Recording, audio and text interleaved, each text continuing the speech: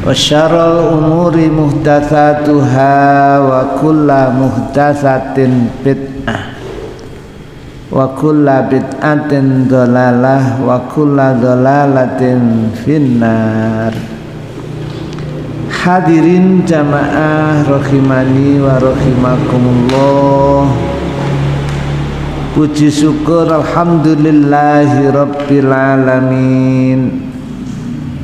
Malam ini Allah takdirkan kita bertemu dalam rangka ibadah. Mudah-mudahan ibadah kita diterima Allah Subhanahu wa ta'ala, dan Allah ampuni seluruh dosa dan kesalahan kita, sehingga doa kita Rabbana atina fid dunya hasanah, minta kepada Allah agar Allah memberikan hasanah di dunia dan juga wafil akhirati hasanah, sekaligus wakina adzabannar. Semoga Allah menjaga kita, menyelamatkan kita dari ancaman api neraka. Rahmatullah wassalamuhu, mudah-mudahan senantiasa Allah curahkan kepada baginda Rasul Muhammad sallallahu alaihi wasallam. Hadirin jamaah rahimani wa rahimakumullah. Kita lanjutkan kajian malam ini, pembacaan kitab tauhid kandungan bab ini yang keempat, yakni bab tiada seorang pun yang berhak disembah selain Allah. Ini jelas sekali ya, tidak ada yang berhak disembah selain Allah.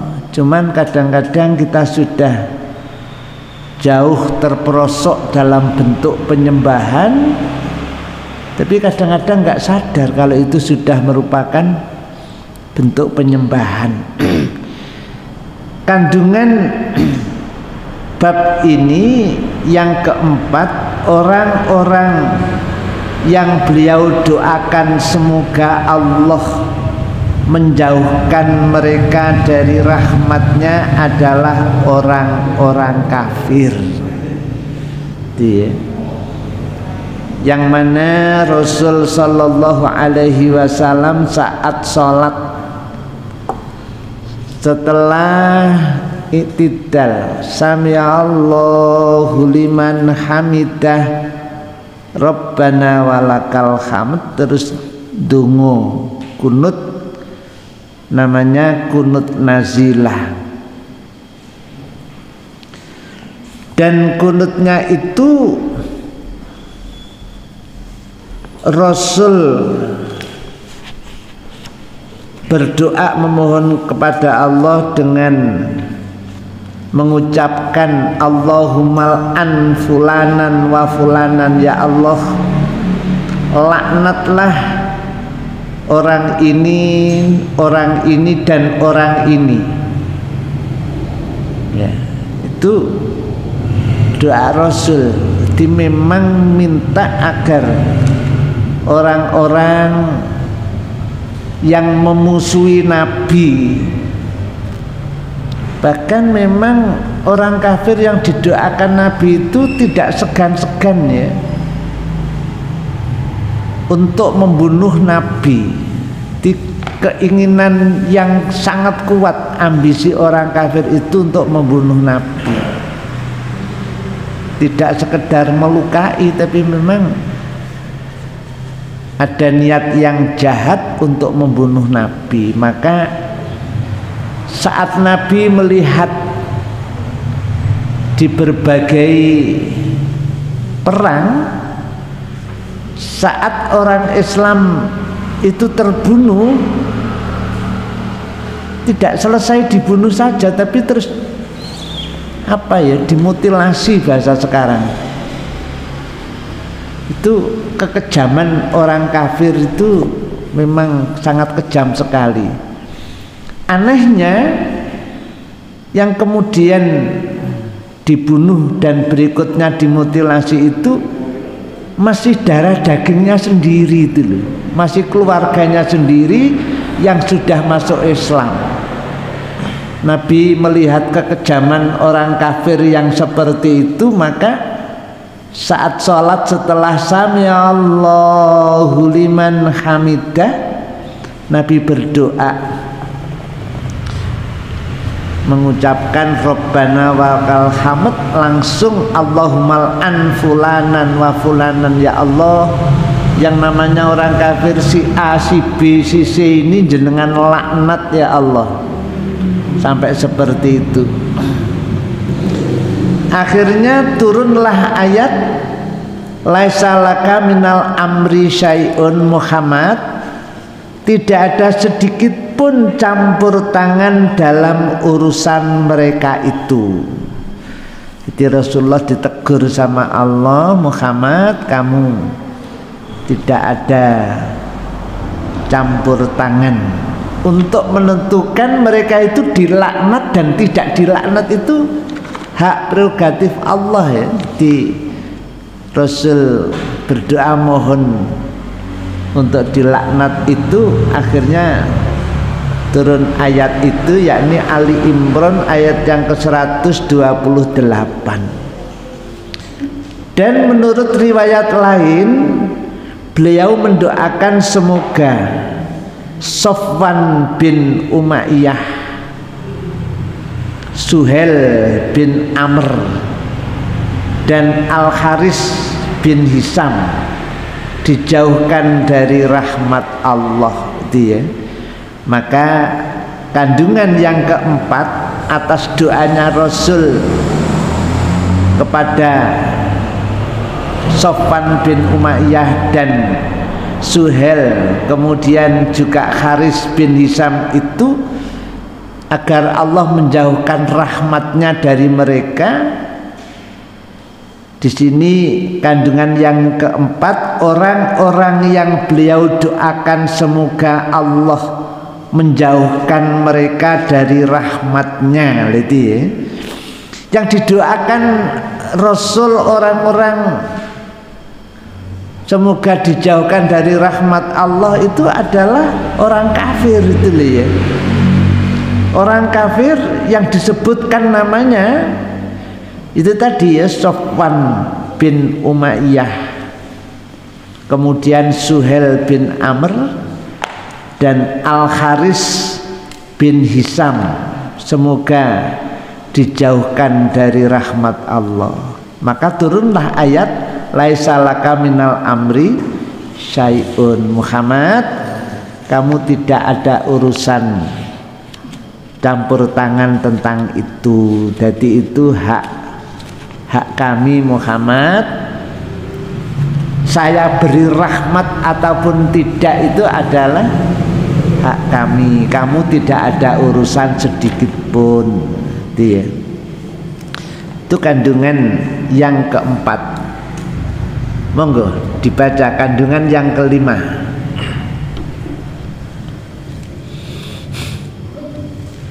Lima, orang-orang kafir itu telah berbuat hal-hal yang tidak dilakukan oleh kebanyakan orang kafir. Antara lain melukai Nabi dan berambisi sekali untuk membunuh beliau, serta mereka merusak atau memutilasi tubuh para korban yang terbunuh. Padahal korban-korban tersebut adalah anak famili mereka sendiri. Itu ya, kejamnya orang kafir kayak gitu, sangat-sangat kejam. Pokoknya nek wis mlebu Islam itu ya, menjadi orang mukmin itu, senajan itu bapak dhewe, anak dhewe, dia kan sudah mati sudah ya, enggak, sudah dibunuh mati itu masih ada kelanjutannya, terus dimutilasi kayak gitu ya nek karan ayam disembelih arepe di masak nih wong manusia, dan itu masih familinya sendiri, hanya beda agama. Saat perang itu seperti itu kejamnya. Lanjut yang keenam. 6. Tentang perbuatan mereka, Allah menurunkan firman-Nya kepada beliau, laisa laka minal amri syai'un. Tak ada sedikit pun campur tanganmu dalam urusan mereka itu. Ali Imran 128. Kayak gitu ya. Jadi Rasul setelah berdoa dalam qunut nazilah, teguran Allah, Muhammad, kamu tak ada sedikit pun campur tangan dalam urusan mereka itu. Mereka itu urusanku, Muhammad. Dikon hanya mengajak mereka saja. Nek membangkang terus melawan, maka perangilah, ya sudah, hanya itu tugasnya. Tidak sampai campur tangan seperti itu. Maksudnya apa? Ya sampai ndonga untuk dijauhkan dari rahmat Allah, berdoa untuk dilaknat sama Allah, itu tidak. Padahal mereka itu benar-benar orang kafir, kejamnya seperti itu. Ternyata saat Rasul mengucapkan doa di dalam qunut nazilah, turunlah surah Ali Imran ayat yang ke-128. Lanjut. 7. Allah subhanahu wa ta'ala berfirman, au yatuba alaihim au yu'adzibahum. Atau Allah menerima taubat mereka atau mengazab mereka. Ali Imran 128. Kemudian Allah pun menerima taubat mereka dengan masuknya mereka ke dalam Islam dan menjadi orang-orang yang beriman. Itu mutlak hak Allah memang ya. Hidayah yang ada kaitannya dengan hati itu mutlak hanya milik Allah. Padahal tadi saya membaca ya,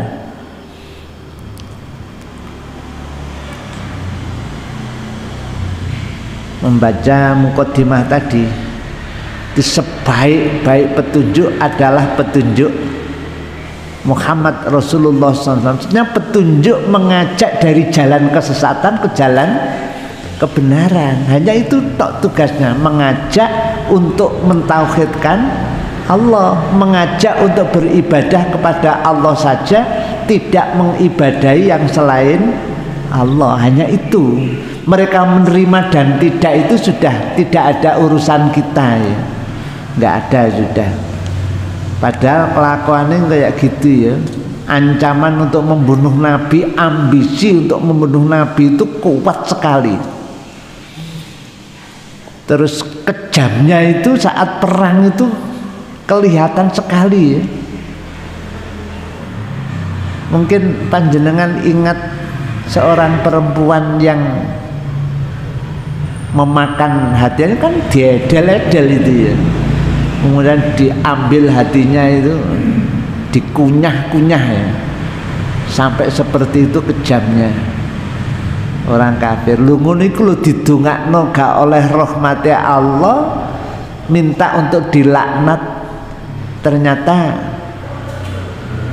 nek melihat ayatnya, Muhammad, kamu tidak ada campur tangan sedikit pun terhadap itu. Tugasmu hanya mengajak mereka kepada jalan yang benar, hanya itu. Jadi gak sampai ndonga sing ngono-ngono iku mang.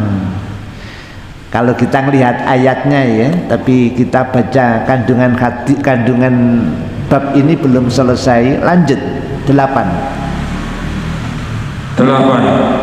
Melakukan qunut nazilah, yaitu qunut yang dilakukan ketika berada dalam keadaan mara bahaya. Iya, itu boleh ya. Jadi melaksanakan kunut nazilah dalam keadaan mara bahaya itu boleh. Suasana yang sangat genting, suasana yang sangat mencekam, itu ternyata di sini kandungan yang ke-8 tadi melakukan kunut nazilah, yaitu kunut yang dilakukan ketika berada dalam keadaan mara bahaya. 9. Menyebutkan nama-nama beserta nama-nama orang tua mereka yang didoakan terlaknat di dalam sholat tidak membatalkan sholat. Boleh ya, jadi mendoakan mereka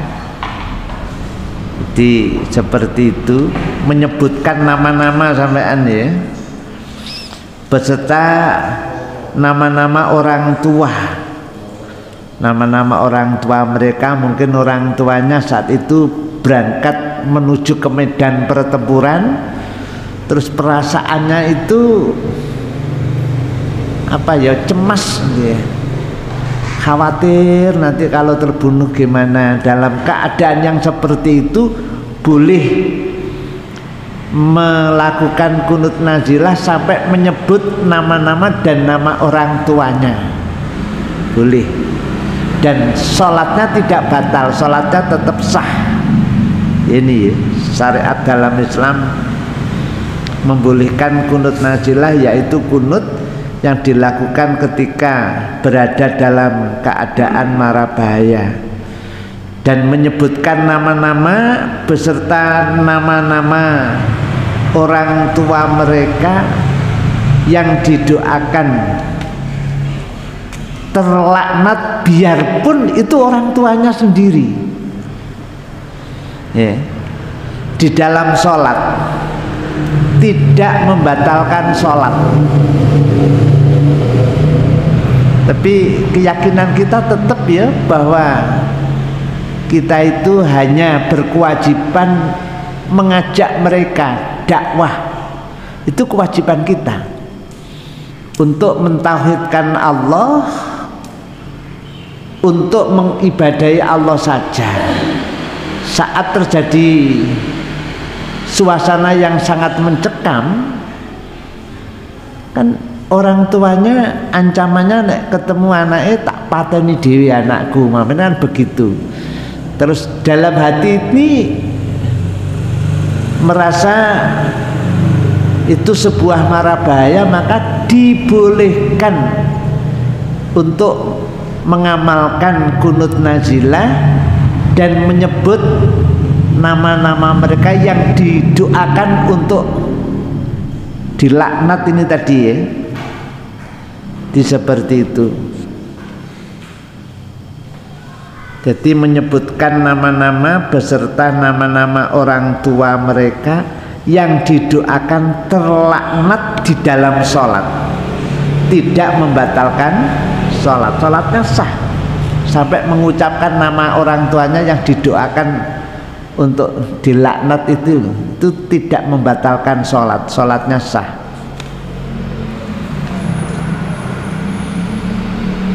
Lanjut 10. Boleh melaknat orang kafir tertentu dalam kunut. Iya, boleh ya.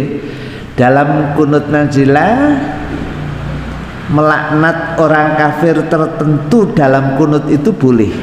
11. Kisah Rasulullah Shallallahu Alaihi Wasallam tatkala diturunkan kepada beliau ayat dan berilah peringatan kepada keluargamu yang terdekat. Iya, di Rasul diperintahkan Allah dalam kisah itu tadi. Jadi di saat ayat itu turun kepada beliau, dan berilah peringatan kepada keluargamu yang terdekat. Itu yang pertama ya, keluarga yang terdekat. Karena kadang keluarga ini ya jauh, Sekarang ngelumpukno keluarga yang jauh pun insya Allah gampang ya, karena alat komunikasi sudah lengkap. Tapi kalau dulu itu kirim surat itu kadang-kadang harus berjalan yang lama, hanya sekedar mengantarkan surat saja. Itu kisah Rasulullah SAW tatkala diturunkan kepada beliau ayat yang Allah memerintahkan kepada Rasulullah Muhammad, berilah peringatan kepada keluargamu yang terdekat. Itu harus diutamakan ya. Baru berikutnya kerabat-kerabat yang jauh. 12. Kesungguhan Rasulullah Shallallahu Alaihi Wasallam dalam hal ini, sehingga beliau melakukan sesuatu yang menyebabkan dirinya dituduh gila. Demikian halnya apabila dilakukan oleh seorang muslim pada masa sekarang ini. Sama ya. Sekarang ini nek kita dakwah pokoknya gak nyebut bid'ah, gak nyebut syirik, gak nyebut kufur, aman-aman saja. Tapi nek wis nyebut iku wih. Ya. Cara digendeng-gendengno saiki menyampaikan akidah ngene iki ya wis gak usah gelo. Umpama terjadi digendeng-gendengno wong. Karena Rasul sendiri saat mendakwahkan itu ya resikonya seperti itu. Lanjut. 13. Rasulullah Shallallahu Alaihi Wasallam memperingatkan keluarga yang paling jauh, kemudian yang terdekat dengan bersabda, sedikitpun aku tak berguna bagi dirimu di hadapan Allah. Sampai beliau bersabda kepada putrinya sendiri, wahai Fatimah putri Muhammad, sedikitpun aku tak berguna bagi dirimu di hadapan Allah. Apabila beliau telah memaklumatkan secara terang-terangan, padahal beliau adalah pemimpin para rasul, bahwa beliau sedikitpun tak berguna bagi diri putrinya sendiri, wanita termulia sealam ini, dan orang pun mengimani bahwa beliau tidak mengatakan kecuali yang hak. Kemudian dia memperhatikan apa yang terjadi pada diri kaum Hawash. Dewasa ini akan tampak baginya bahwa tauhid sudah ditinggalkan dan tuntunan agama menjadi asing. Ini kita hanya baca ya. Di sini tulisan yang tadi dibacakan seperti itu ya. Mestinya kalau Rasul mengatakan bahwa dirinya ini loh, ini disampaikan kepada kerabat dekat atau kerabat yang jauh, semuanya ini disampaikan Rasulullah kepada mereka. Kalau dirinya ini sama sekali tidak berguna di hadapan Allah untuk mereka. Ya maksudnya awake dhewe iki nek kepengin enak ya kudune ngamal. Mulakno ana istilah swarga nunut neraka katut. Ada ya gitu ya. Ya kudune berhenti aja dibalan-baleni maneh. Rasul sendiri lo gak iso nggawa keluargane mlebu swarga enggak bisa. Padahal orang terbaik nggone alam dunia ini ya Rasul Muhammad sallallahu alaihi wasallam. Putri terbaik wanita di seluruh dunia ya adalah Fatimah Az-Zahra. Itu saja Rasul mengatakan dengan jelas, Fat, bapakmu iki lho tidak berguna sedikit pun di hadapan Allah bagimu. Untuk kamu tidak ada guna sama sekali.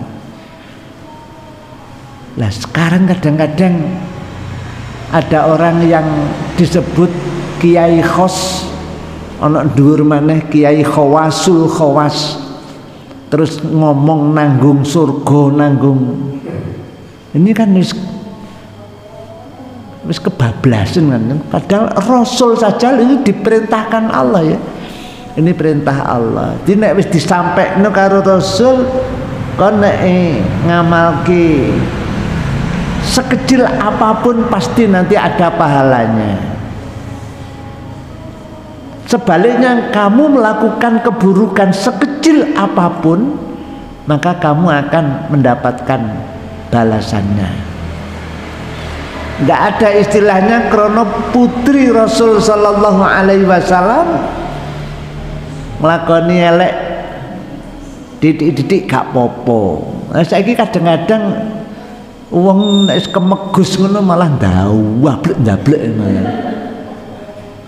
Nek kasat mata saya tidak melihat itu enggak masalah. Kasat mata saya itu melihat. Kayak gitu. Ya jane ya ngelmune ya pas-pasan.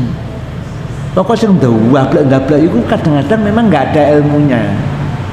Sing kaya Gus Baha itu pancen ana ilmune itu luar biasa memang keilmuannya nih. Ini apa rumasane peh anake kiai sono kono iku gak diadab. Padha ae enggak ada bedanya.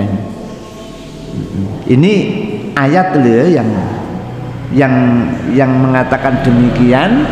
Akhirnya Rasul sallallahu alaihi wasallam pun mendakwahkan itu kepada keluarganya, baik yang jauh ataupun yang dekat. Kabeh iku dikandani bapakmu iki lho, Muhammad utusane Allah iki lho tidak berguna bagimu di hadapan Allah. Tidak bisa mengadakan pembelaan niki yuga kula, niki anak kula, niki kanca kula, pun jenengan siksa ya Allah, gak bisa. Yang bisa itu adalah amalannya sendiri. Satu misal Rasul sabdakan iqra'ul Qur'ana, bacalah Al-Qur'an. Dan Al-Qur'an yang kamu baca itu nanti di akhirat akan datang kepadamu untuk memberikan pertolongan kepadamu. Jadi amalan kita yang akan menolong kita itu, bukan orang lain. Rasulullah Muhammad sekalipun tidak. Jelas loh ya di sini. Nah ingin iki anak wedi ya iso usahane rodok tenanan, gak melempem itu kan ya. Masalahnya kita itu sadar dan kita itu merasakan betul kadang-kadang iman itu naik, kadang-kadang itu iman menurun. Ya, iman sedang naik, iki krungu adzan wis sudah mempunyai wudu. Allahu Akbar sampai khayala sholah, ayo pada sholat iki wis mlaku pisan karena sudah punya wudu. Nek imane pas kuat. Tapi nek imane sedang gak patek rasa rada menurun, ku biasane Allah lagi azan. Nutut gak nek masbuk. Ternyata nih saat komat iblis datang lagi bisi Allah lagi komat. Padahal tadi yang Allah lagi ada nih maunya komat itu berangkat, tapi iblis tidak membiarkan kita, setan tidak membiarkan kita dibisi mana Allah ngelagi nutut nek oleh sak rakaat. Gak ketinggalan. Mas Bukritek yang penting kan saya oleh 17. Lo wis jelas iki nanti kalau terlambat gak koman jamaah, setan bisi mana salat nang masjid luwih apik dibanding kon nang omah. Seiso apa enggak sudah disiapkan sekian alasan oleh setan, oleh iblis agar iman kita itu merosot. Nek menurun ngono gak sepiro, tapi kadang-kadang nyungsep bareng. Jadi iman kadang-kadang tidak hanya menurun tapi nyungsep, apa bahasanya, terjun bebas. Maksudnya jelas-jelas ini sesuatu yang dilarang oleh syariat, ini dilanggar kadang-kadang. Ya ini. Itulah hadirin jamaah rahimani wa rahimakumullah, dakwah Rasul kepada seluruh kerabatnya, baik yang dekat ataupun yang jauh, dinyatakan bahwa aku ini terhadap kamu semuanya tidak berguna di hadapan Allah. Kon usaha dewi-dewi golek keselamatan duniamu dan golek keselamatan akhiratmu. Kalau mendidik anak sukses jadi anak soleh, luar biasa. Amalan anak ini termasuk amali wong tuane, ya amali dewi itu loh ya. Makanya nek wis mati ki ing kotoa amalu, sudah putus amalnya. Kecuali amalan dia ini pernah ceramah, adalah ceramah ini digugu karo wong, terus diamalke walaupun orangnya sudah mati, tapi nyatane ayat yang disampaikan kajian zaman itu masih dijadikan pegangan. Orang tahu bahwa ternyata Rasul sendiri orang terbaik di dunia tidak berguna di hadapan Allah. Jangankan kok kita sebagai umatnya, kepada putrinya saja juga tidak akan berguna. Sing berguna ya amalan ibadah. Gimana? Sebelum ini tadi sudah selesai ya bab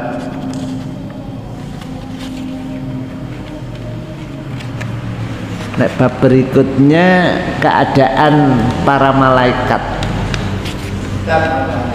Ya. Misalkan orang tua kita sudah meninggal terus dibacakan ayat di Al-Quran nyampe. Loh, kalau memang anaknya ini dulu ya, didikan dari orang tuanya, sing ngragati wong tuane, sing lahirke ibuke, bapake sing golekno biaya, otomatis itu amalane bapake. Baca Quran masih diniatne tak kirimno nang ngene pakku, gak dikirim gak niat, pokoknya maca Quran.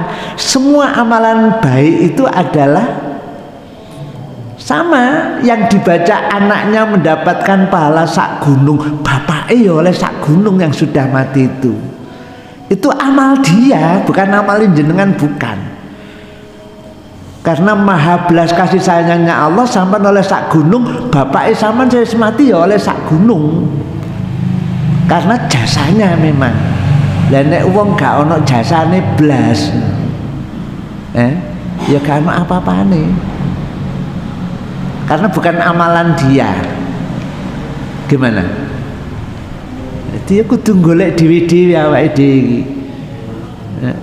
Kudu usaha di mulakno ya. Di samping kita usaha, kita berdoa. Nek donga niku kula jenengan gak patek mempan ya donga dinungo. Mulakno jangan apa? Ditinggalkan. Rabbana ghfir lana wali ikhwaninal ladzina sabaquna bil iman. Itu dibaca. Lebih-lebih di waktu-waktu mustajabah. Ya. Itu kita baca karena kita mendoakan sesama, wali ikhwaninal ladzina sabaquna bil iman. Kemudian wala taj'al fi qulubina ghillal lil ladzina amanu rabbana innaka ra'ufur rahim. Iman kadang-kadang naik, kadang-kadang nurun, kadang-kadang nyungsep sampai melakukan kedzaliman. Padahal kedzaliman itu adalah dosa besar. Dungo Rabbana dzalamna anfusana wa illam taghfirlana wa tarhamna lanakunanna minal khasirin. Kadang-kadang ini pikiran ini anyel campur bingung, nate jenengan. Pikirannya anyel campur bingung. Jadi arep nandangi apa-apa ya kacau kabeh. Perasaane kacau kabeh. Diwaca donga Rabbana atina min ladunka rahmatan wa hayyi, jika ada kalimat wa hayyi lana fi amrina rosada, agar Allah segera memberikan bimbingan kepada kita. Nih, biasanya jenengan waca malam Jumat surah Al-Kahfi ayat 10 kan, di situ ada kalimat Rabbana atina min ladunka rahmatan wa hayyi lana min amrina rosada. Oh anak dablek jan dikandani, masya Allah angele mitampi jabang bayi. Kita baca Rabbana hablana min azwajina wa dzurriyyatina qurrata a'yun waj'alna lil muttaqina imama. Nek arepe ngomong wedhus iki ditutup cangkeme, aja sampai ngomong ngono ya. Oh cilaka kon le, aja sampai muni. Digawakno plester, cepet diplester cangkeme, aja sampai muni nang anak sing elek. Senajan ndablek sekalipun tetap kita mohonkan kepada Allah yang terbaik agar Allah berikan kepada anak cucu kita. Kadang-kadang nek anyel kan ngomong ku masya Allah ya. Itu ya. Ya. Ini di luar tema yang dibahas. Kan ada orang pulang umroh, terus ada yang berkunjung, dikasih minuman air zam-zam. Setelah kan minta doanya, diberikan doa sama yang pulang umroh. Terus waktu mau minum air zam-zam itu semua berdiri, katanya itu harus berdiri kalau minum air zam-zam. Sedangkan minum dan makan kan dalam hiburan. Waktu itu saya sendiri, saya tanya loh, minum air zam-zam kok malah berdiri. Katanya itu harus berdiri, katanya seperti itu. Apakah ada tuntunannya? Saya itu pernah tidak sengaja buka di YouTube. YouTube itu live-nya itu nungguning tempat balang jumroh, nungguning Arafah sana. Arafah itu ada seorang kiai atau seorang ustadz. Kan di sana ada bakul ya nungguning Arafah itu. Terus sing nukokno iku mang semuanya duduk. Ya sing nukokno makan gampangannya es krim lah kalau sini itu dengan duduk. Dia itu malah dengan berdiri. Terus sing nukokno iki mang gelo, mungkin kalau jenengan gelone iki air zam-zam kok malah karo ngadeg. Iki mang kon tak tukok-tukok es krim malah kurang ajar. Makan karo es krim karo ngadeg. Terus dia itu membaca hadis di Riyadhus Shalihin. Aku tapi belum sempat ngecek ini ya. Mudah-mudahan nanti jenengan bisa ngecek itu. Dia menyebutkan itu di Riyadhus Shalihin, jangankan kok dengan berdiri, Rasul itu loh, pernah sama Ali itu makan apa minum itu sambil berjalan. Terus kemudian yang membelikan tadi yo saking anyele mungkin ya berani membantah, Ustaz, minum dengan berdiri ini tidak akan memperbaiki ginjal. Organ ginjal itu butuh dengan air putih, nek minum dengan berdiri tidak. Andaikan nanti saya habis minum dengan berdiri mati sekalipun saya tidak dosa. Karena berdiri saya. Ini kok teges menurut. Cuman saya belum sempat tabayun sampai sekarang. Jenengan yang tabayun, jenengan cari di Riyadhus Shalihin. Dia ingat saya menyebutkan kitab Riyadhus Shalihin. Yang tidak boleh itu dengan tangan kiri. Ini aku dengan tangan kanan kok. Nggak ada larangan dalam agama. Wong iki lho ngomong ngono, kau wedel tak pikir. Cek ngomongin no Arafah lho ya.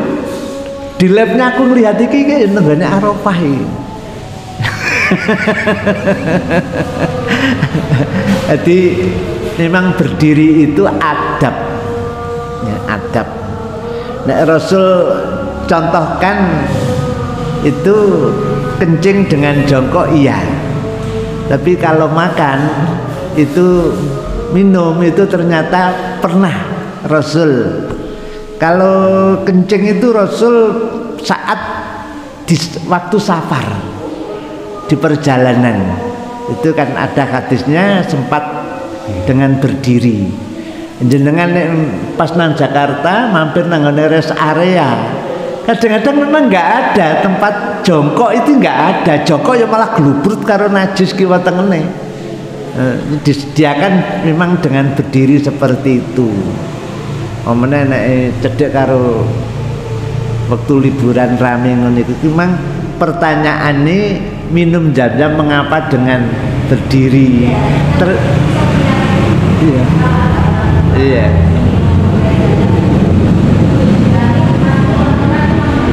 Ya. Ternyata tadi yang saya ceritakan hadisnya beliau mengatakan nggak ada perintah untuk dengan duduk makan dan minum itu nggak ada. Cik ngomong merusak ginjal apa tidak memperbaiki ginjal itu kan bukan hadis, itu ngomongnya dokter, kata dia itu loh. Sampai seperti itu. Jadi makin hadis itu ketemu berarti ya gak salah sih ngongkon ngadek man.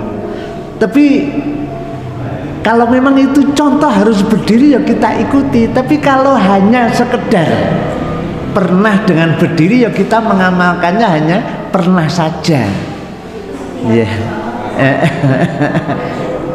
Jadi memang kayak gitu.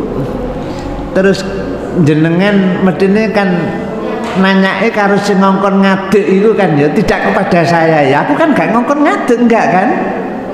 Jadi menjadi pertanyaan memang dialamatkan dengan wong sing ngongkon ngadeg, terus menjelaskan minum air Zam-Zam itu dengan berdiri. Saya yang perintah dikongkon minum dengan berdiri itu belum pernah baca saya. Jadi saya mungkin sama dengan jenengan nek minum ya dengan duduk. Karena saat saya lihat video pendek itu tadi saya belum sempat tabayun, tapi saya ingat Riyadhus Shalihin. Tak pikir melacaknya nggak sulit, makin jenengan melacak ya. Kena harus ketemu aku jenengan kasih tahu itu di bab apa. Medine bab makan dan minum mestinya loh ya. Adab makan dan minum.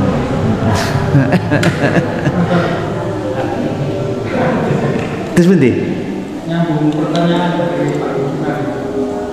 Kadang di lingkungan itu kan mengumpulkan orang di rumah untuk nama banyak orang. Terus mengumpulkan orang di rumah khatama.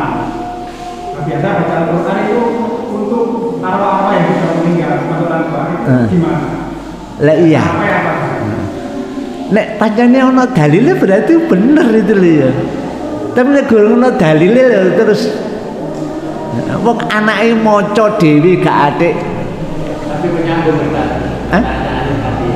Kalau memang ada sampai atau pengertian kayak Yasin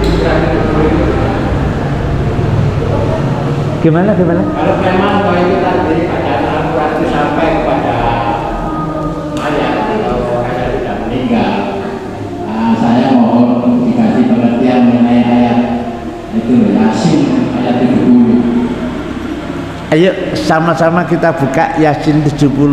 Mohon maaf rodok molor saiki ini kayaknya penting ini. Yasin 70.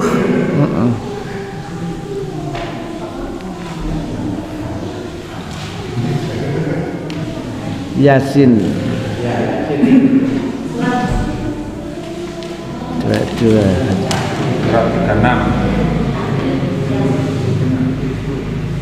Surat yang ke 36 ayatnya yang ke-70. Ya alhamdulillah tambah ilmu iki kok. liyundiro mangkana hayya wa yahiqal qaulu alal kafirin. Itu bunyinya ayatnya itu. Terjemahnya agar dia Muhammad memberi peringatan kepada orang-orang yang hidup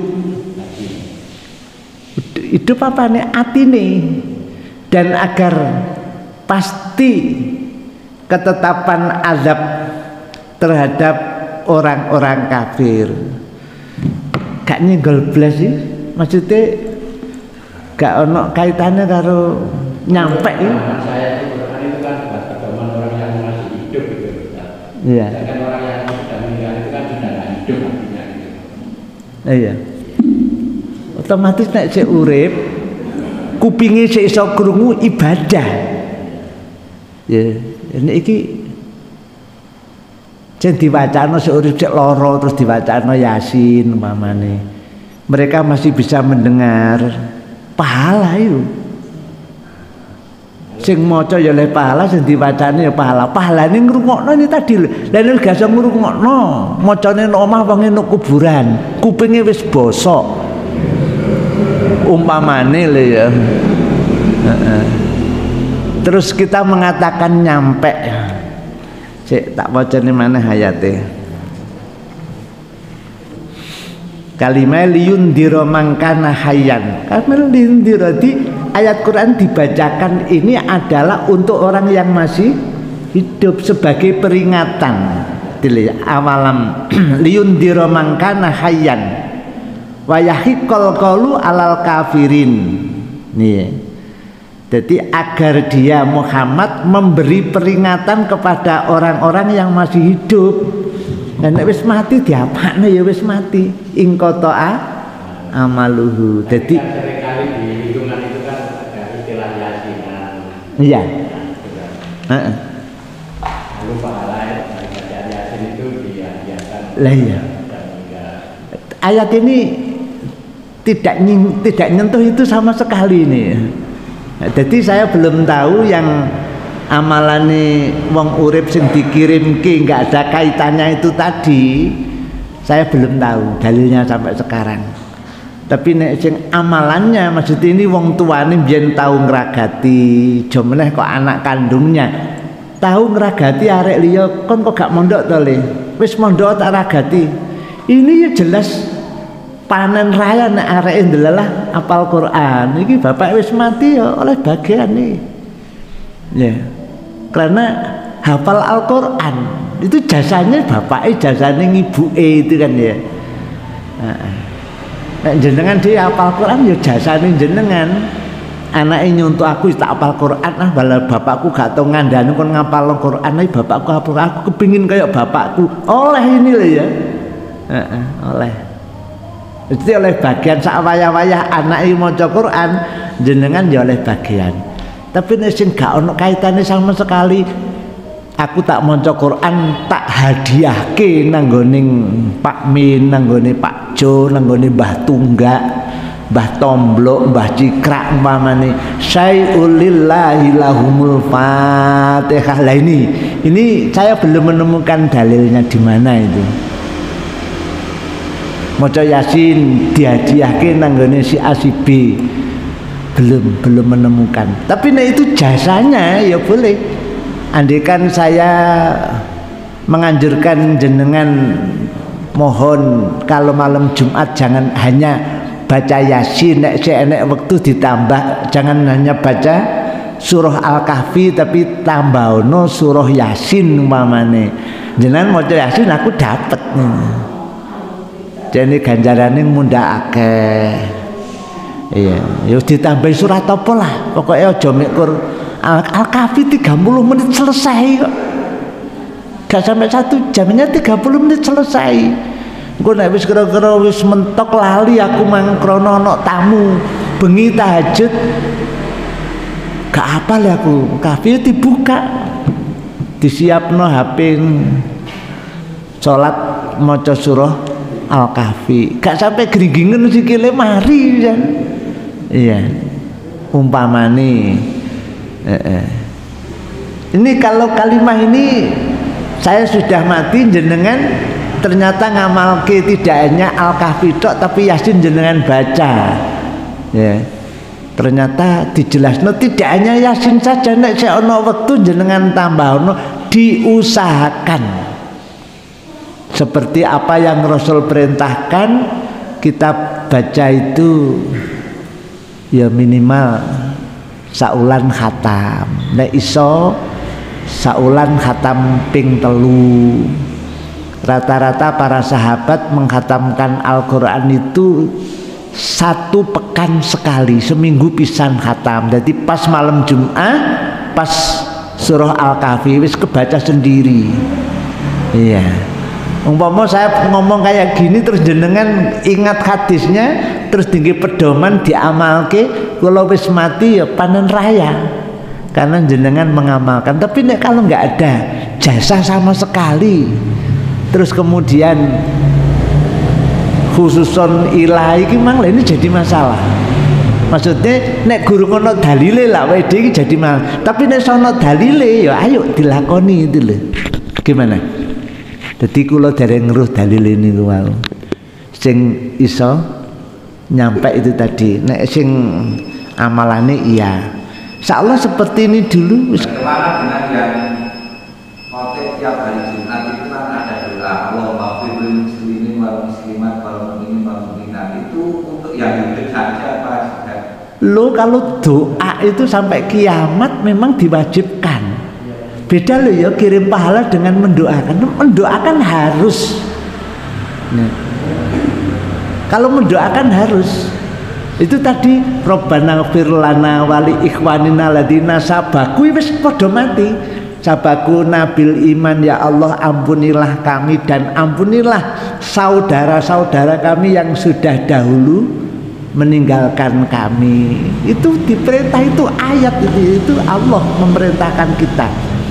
Beda loh ya ndongakno karo kirim donga beda loh. Nek ngirim ini butuh Pak Pos barang ya. Iya. Jadi tolong diben, kalau mendoakan harus berdoa, mendoakan ini ibadah yang agung, suci dan mulia. Saling mendoakan ini harus.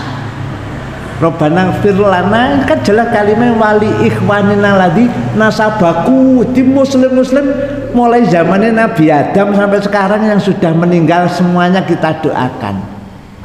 Karena kadang-kadang kita itu pernah mendolimi mereka saat masih hidup, ya dah. Mungkin Pak D kulo karo sampean bapak kulo jenengan tahu duraka wis mati, maka kita doakan Rabbana ghafir lana, ya Allah ampunilah kami, wali ikhwanina dan saudara-saudara kami, sabaku yang sudah dahulu meninggalkan kami, bil iman, khusus yang didongakno sing iman-iman. Wala taj'al fi qulubina, dan janganlah ya Allah jadikan hati saya ini dengan saudara-saudaraku yang masih hidup ini tidak rukun, tidak akur. Jadi njaluk mudah-mudahan senantiasa sinkron, senantiasa rukun. Ya, jadi tolong dibedakan ya, donga, berdoa dan kirim doa. Nek kirim dai mari ndonga terus dikirimke nang gone sing mati, ya Allah donga kula niki ya Allah kula kirimke nang gone bapak kula, nang gone mbah kula. Perintah itu mendoakan, bukan kirim-kiriman, bukan. Terus pundi? Sampun jelas nggih.